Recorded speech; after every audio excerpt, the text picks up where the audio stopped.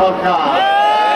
সেই কারণেই মানুষের ভোটের অধিকার যেটা ছিনতাই হয়েছিল, আল্লাহর হস্তে আপনি সেই মানুষের ভোটের অধিকার ফিরিয়ে দেন।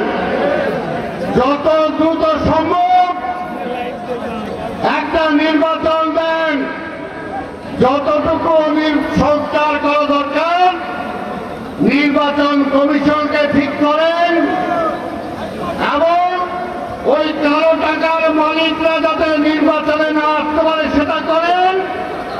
আর একটা বেশি কিছু তো দরকার নাই।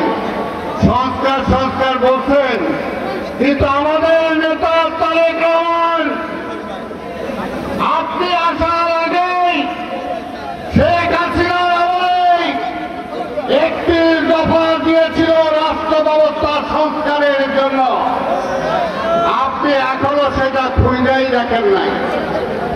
ওইটা দেখেন, ওইটার মধ্যে নিহিত আছে বাংলাদেশে যারা আবার ক্ষমতা আসবে যদি একটি দফা পালন হয়, এই দেশে আর কেউ স্বৈরাচার হতে পারবে না। বিনা ভোটে রাষ্ট্র ক্ষমতা দখল করতে পারবে না।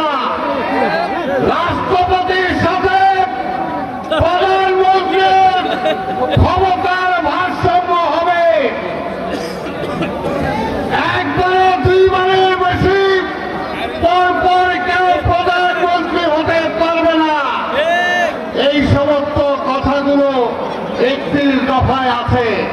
কাজে আপনার ওই চ্যাপ্টার আপনি ক্লোজ করে দেন। এখন নির্বাচনের চ্যাপ্টার খুলেন, নির্বাচনী রোডম্যাপ ঘোষণা করেন। এই দাবিরা বলছি আমরা জিনিসপত্রের দাম কমাতে হবে, এইটা করতে হবে, ওইটা করতে হবে। এই সরকার আর কিছুই পারবে না। সর্বনাশ হয়েছে। আওয়ামী লীগ আমলে যে ব্যবসায়ীদের সিন্ডিকেট হয়েছিল, সেই সিন্ডিকেট কি ভাঙতে পেরেছে? পারে নাই। শেখ হাসিনার নামে, ওবায়দুল কাদেরের নামে আমার তৎকালীন স্বরাষ্ট্রমন্ত্রী কামাল, আইজি সহ যারা গণহত্যা চালিয়েছে এখন পর্যন্ত একটা মামলা শুরু করতে পারেন নাই।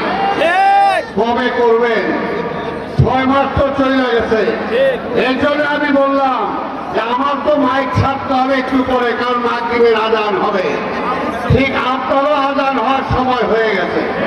তাই পরিষ্কার বলতে চাই, বিএনপি ক্ষমতায় নাই, তারপরে রাস্তায় যাতে কোনো বিশৃঙ্খলা না হয়, রাস্তায় যাতে কোনো অঘটন না ঘটে, আমাদের নেতা তারেক রহমান এই বিএনপিকে ঠান্ডা করে রেখেছেন। 15টা বছর আমার মায়ের বুক খালি হয়েছে। আমাদের অসংখ্য নেতা কর্মীকে গুম করেছেন। এখনো ইলিয়াস আলী, চৌধুরী আলম সহ কয়েকশো নেতা কর্মীকে এখনো আমরা খুঁজে পাই নাই।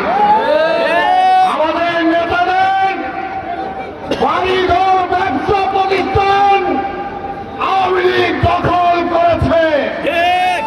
আমাদের নেতা কর্মীদের চাকরি খেয়েছেন, আমাদের সন্তানদের চাকরির সুযোগ দেয় না।